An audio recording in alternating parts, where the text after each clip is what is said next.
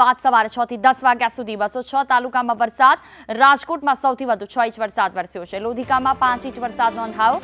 Kotda સાંગાણીમાં 4 inch વરસાદ નોંધાયો છે. મહુદામાં 3 ઇંચથી વધુ વરસાદ નોંધાયો છે તો દ્વારકામાં 3 ઇંચ જેટલો વરસાદ નોંધાયો.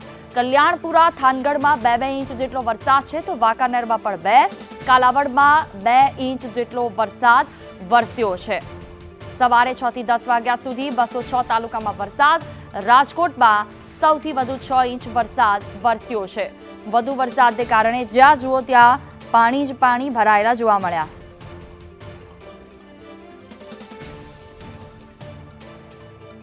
રાજકોટમાં સૌથી વધુ 6 ઇંચ વરસાદ, જેની આ તસવીરો સામે આવી. સવારે 6 થી 10 વાગ્યા સુધીમાં 206 તાલુકામાં વરસાદ. તો વાંકાનેરમાં 2, કાલાવાડમાં પણ 2 ઇંચ વરસાદ વરસ્યો છે.